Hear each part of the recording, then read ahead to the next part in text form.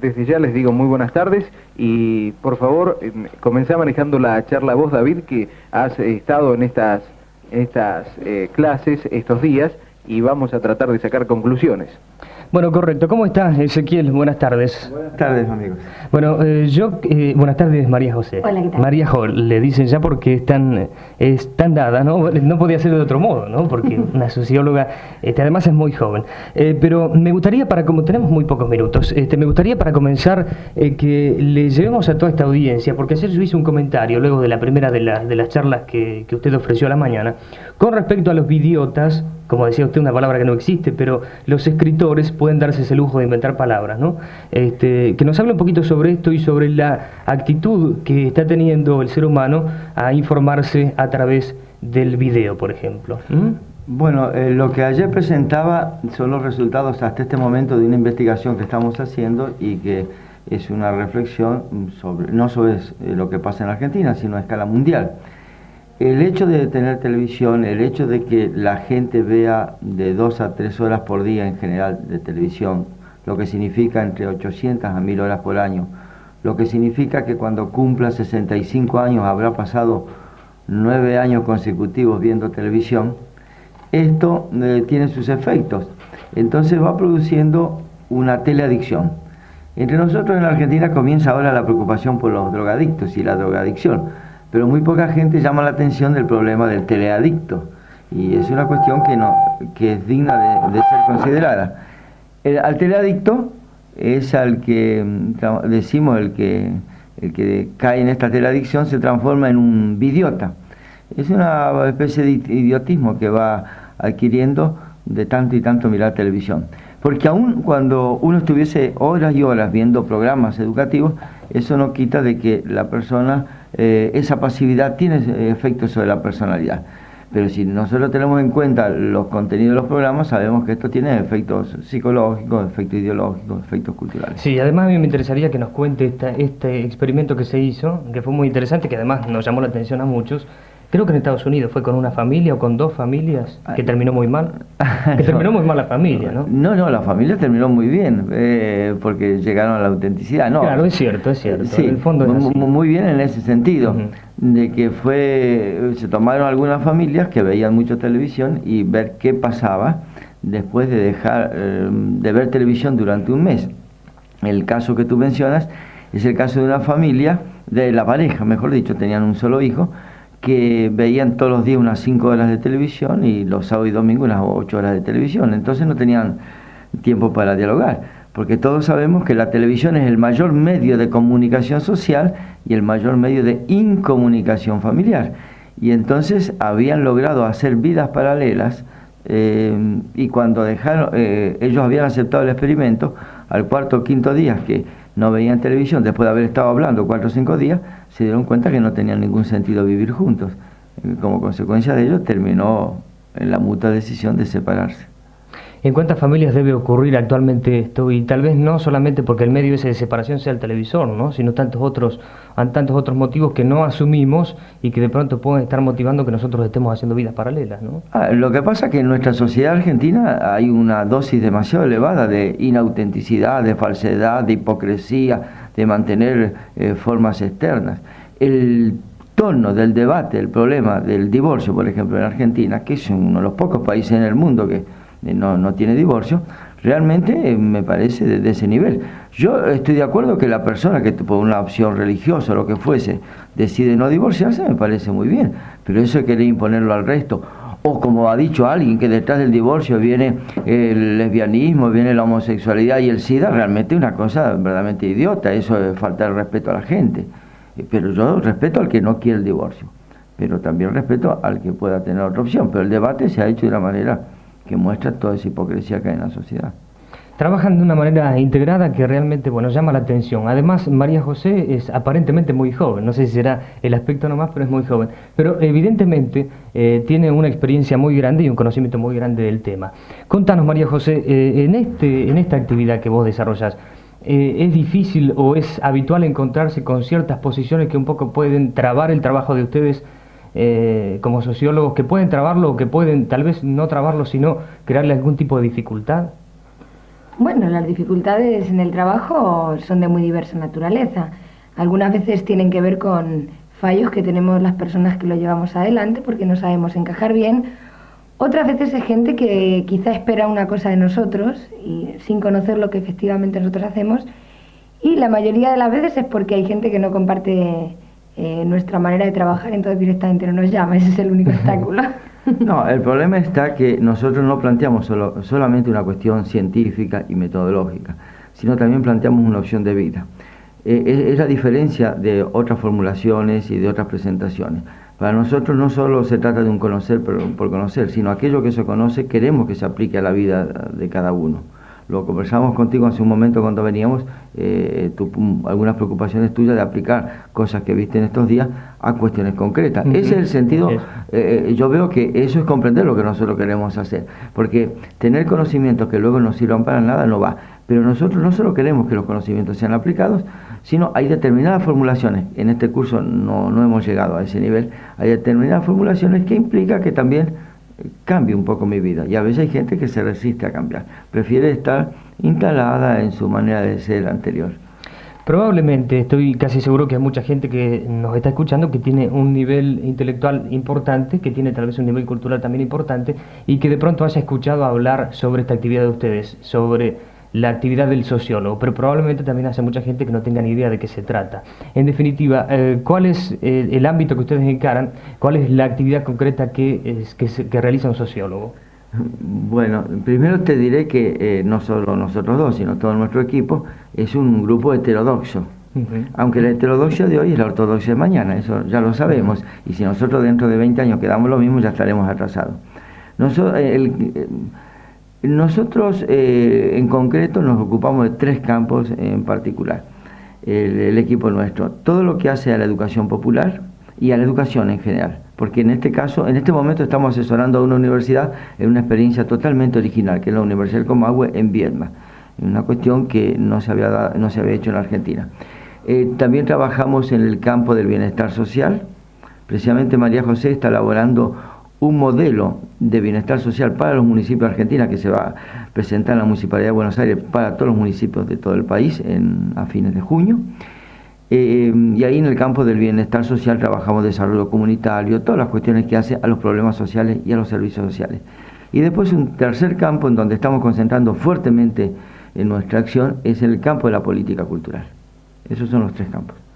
Es realmente interesante. Ahora, yo entiendo de acuerdo a los experimentos, y qué lástima que, claro, la gente de pronto puede encontrarse con cosas que no entiende porque no las ha vivido, pero yo que tengo de alguna manera una comunicación bastante interesante con la gente, hablando, es casi un monólogo, hasta he llegado a comprender, leyendo parte del libro que ha publicado usted con respecto al periodismo comunitario o popular, de que los medios masivos de comunicación no son tales a veces. Por ejemplo, el caso de la radio. ¿Puede explicarnos por qué? No, es que la radio es la excepción. Ya Bertolt Brecht lo había señalado. Justamente la radio es quizás el medio que más puede permitir la bidireccionalidad. ¿Cómo es eso? Y porque la persona levanta el teléfono y habla con el periodista que está hablando, con el locutor, con el que fuere, y hay programas que pueden ir captando un poco el ambientillo o el ambiente o las preocupaciones de la gente, cosa que en un diario es mucho más difícil por la carta del lector, y además yo sé que muchos periódicos seleccionan demasiado las cartas. David, es mucho más difícil hacerlo en la radio. Es decir, que la radio es la gran posibilidad. Y fíjate, en esa investigación que estamos haciendo en el problema de los impactos de la televisión, tenemos la sensación que la tendencia de estos últimos años va a ser disminuir la importancia de la televisión y crecer la importancia de la radio. En algunos países ya se está dando de manera expresa esto. Guillermo, vos querías preguntarle algo. Yo estoy muy concentrado en esta charla. Realmente quisiera ver la posibilidad de que ellos volvieran a este programa durante las 5 horas, aunque sea cuando terminaran de dar los cursos, si pudiera ser posible. Porque, es imposible. Claro, es imposible. Es una pena porque estoy interesadísimo. Me he mordido muchísimas preguntas para que vos desarrollaras la charla porque, bueno, estás muy en contacto con ellos.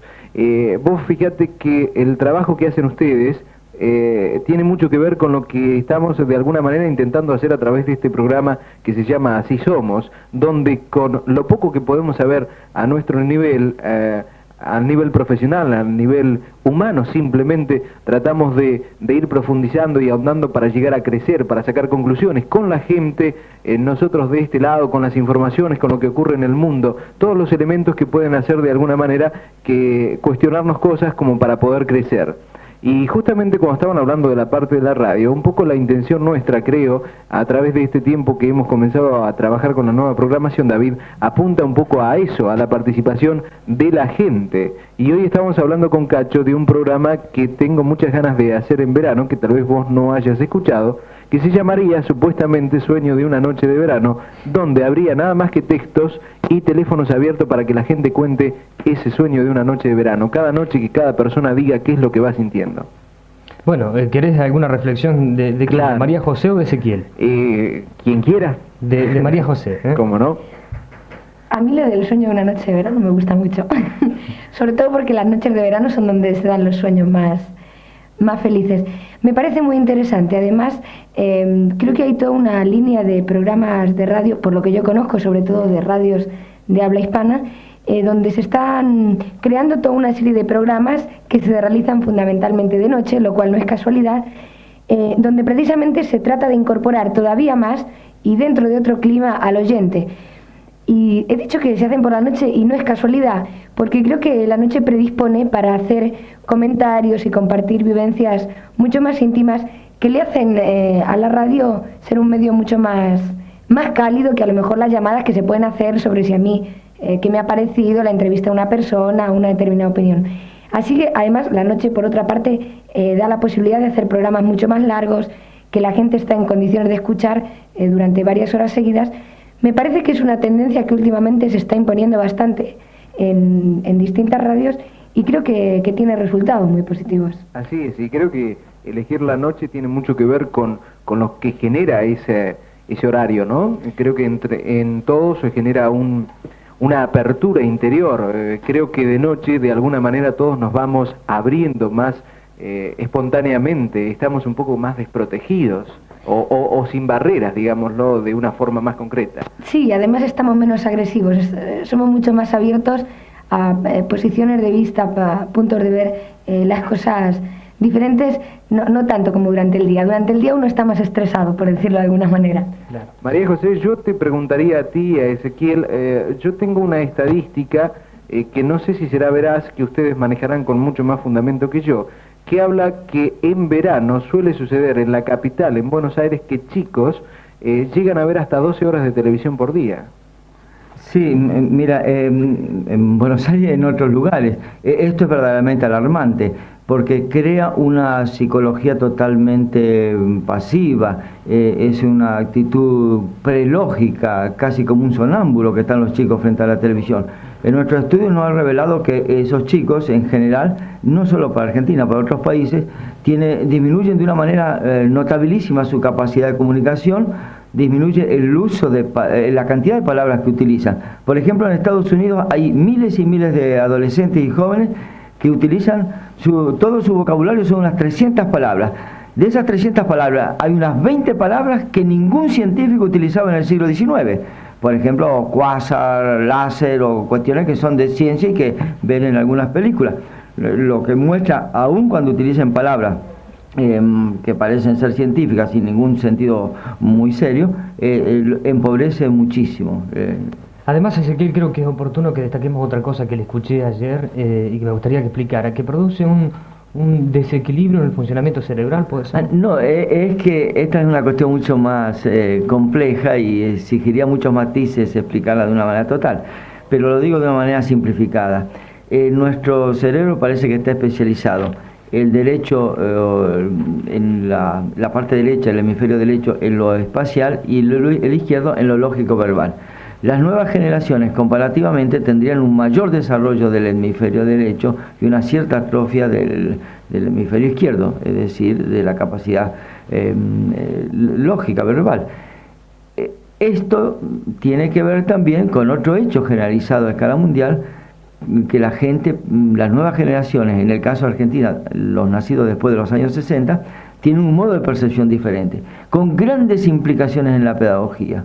Hoy tenemos planteado muchísimos problemas en la educación a causa de esto, y también tiene efectos en el modo de actuar, por ejemplo, hoy las conferencias tienen mucho menos importancia porque tiene que ser un conferenciante muy vital para que entretenga a la gente. La gente necesita, de ordinario, comunicarse con una apoyatura visual.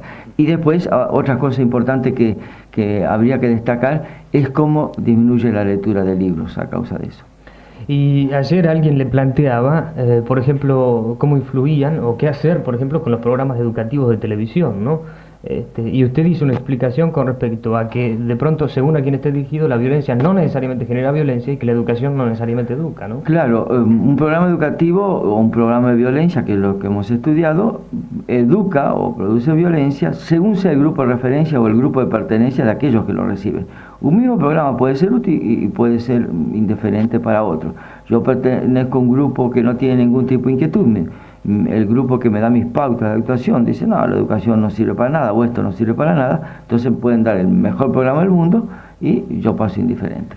Y por ejemplo, una familia que constituye un verdadero apoyo psicológico al niño, al adolescente, puede ver una cosa de violencia, no necesariamente va a producir actitudes violentas. Aunque de esto yo tendría que decir otras cosas, porque a mí me preocupa mucho. Parece ser, por lo que nosotros tenemos estudiado, nuestra televisión da en promedio 270 minutos de violencia por semana, y un chico a los 15 años ha visto de 14 a 16 mil muertes. Entonces después no nos extrañemos que haya ciertas actitudes violentas. Pensemos solamente en los dibujos animados, la cantidad de dibujos animados que solo parecen entretener a los otros, mientras que uno está humillando a otro, que lo está golpeando, parece que no hay imaginación. Y eso va creando ciertas pautas de comportamiento. Ezequiel, sí. Yo estoy escuchando que el medio en el que más se han basado, más han trabajado es la televisión. A partir de ahí, a partir de los estudios que ustedes tienen realizado en cuanto a los medios de comunicación, ¿cuáles serían las propuestas para que nosotros, los que estamos haciendo esta realidad, cambiemos y manejemos un poco con más cuidado el mensaje? Menuda pregunta que me has hecho. Sí, y además yo no soy para aconsejarle a ustedes, quiero ser más realista. Yo creo que ¿qué podría decirte en este momento y en los pocos minutos que quedan?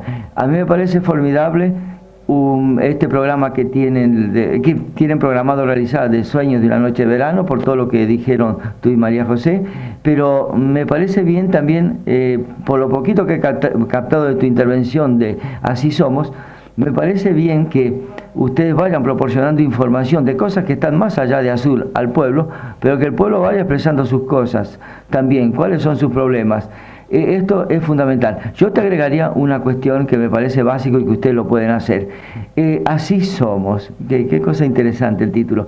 Una cuestión es que tenemos que saber los argentinos quiénes somos, porque los latinoamericanos en general y los argentinos en más nivel todavía somos invertebrados, es decir, somos hechos desde afuera, hemos importado ciencia, tecnología, pero también educación y cultura.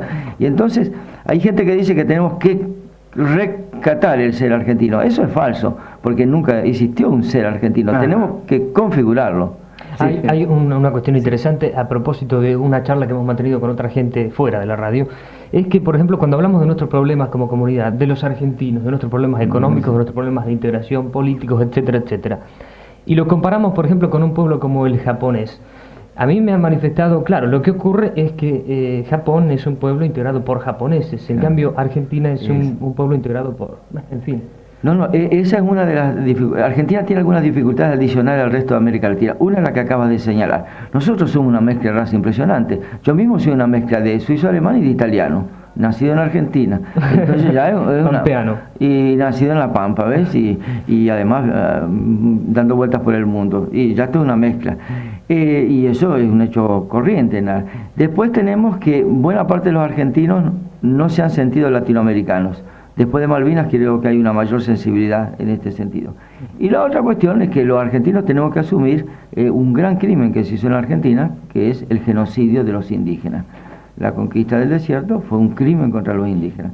Y entonces son culturas que han quedado totalmente aplastadas, culturas diferentes, que aún ahora siguen aplastadas.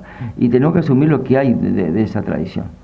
Claro, vos sabés, Ezequiel, que Sí. el planteo que hicimos a partir de cuando llegó el momento de realizar un programa de radio de 5 horas haciendo un dúplex, bueno, surgió desde el título la intención de programa. Y la intención de programa es tratando de ver qué es lo que piensa el oyente común, la gente que no realiza las funciones que nosotros realizamos, sino la que le ha tocado en suerte en esta sociedad, a partir de su testimonio, a partir de nuestro pensamiento, nuestro testimonio, a partir de lo que recibimos del exterior y de nuestra realidad, tratar de ir sacando conclusiones pequeñas, aunque sea, para ir llegando a descubrir en definitiva qué es lo que somos, cómo somos, cuáles son nuestras cosas más negativas, para ir tratando de cambiarlas de a poco, a partir de que nos veamos, de que nos desnudemos y podamos crecer y cumplir de alguna manera a través de un programa de radio la función que hay que cumplir. Sí, dar entretenimiento, dar música, pero también tratemos de crecer y de comunicarnos, ¿no?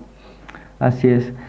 Bueno, como yo tengo que despedirme casi en los últimos minutos, quiero decirles, es un anuncio que les hago, pero tienen que venir por vía oficial. En la provincia de Buenos Aires se va a hacer una experiencia en la que se va a combinar la educación a distancia con la educación presencial para formar los recursos humanos para el trabajo cultural. Esa experiencia dura 9 meses con 3 cursos presenciales. Esta mañana me acaban de comunicar que ayer se decidió que el primer curso presencial, que dura 5 días, será la Ciudad de Azul, del 21 al 25 de mayo. De modo tal que esos 6 días que tendré el gusto de volver a estar con ustedes, yo creo que podemos pasar al hacer algunos sueños en la noche de verano, y podríamos soñar juntos alguna noche, aunque no sea verano, en el mes de mayo. Sí, Pero sí, sí. a mí me parece una idea fantástica, y ya vamos a estar charlando y poniéndonos en contacto para incluso fomentar entre un grupo de gente muy interesada, Guillermo, y vos también vas a ser partícipe de esto seguro, lograr un curso de iniciación a la sociología a cargo de estas 2 magníficas personalidades que nos visitan. Seguro que no les gusta el término personalidad. 2 magníficos instructores, comunicadores, para que estén charlando con nosotros y para que nos enseñen más cosas. ¿Qué te A parece? mí me parece fabuloso. Yo les quiero agradecer, Ezequiel, María José, que por otra parte te digo que me encanta tu acento. Siempre el acento español me pareció sumamente sugestivo, tanto en el hombre como en la mujer.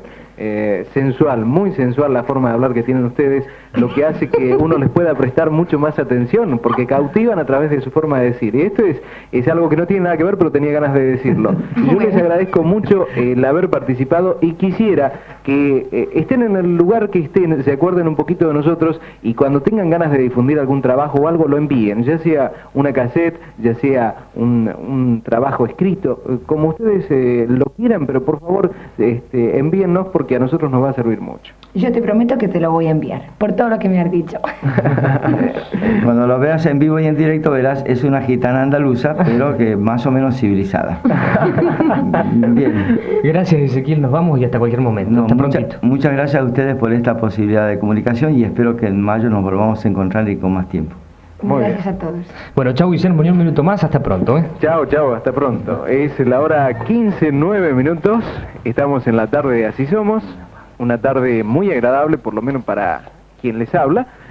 Vamos a compartir un poco de música después de haber escuchado a María José y a Ezequiel. Vamos a compartir la música de Jan Simmons, el tema que le pertenece, Trampa de Amor.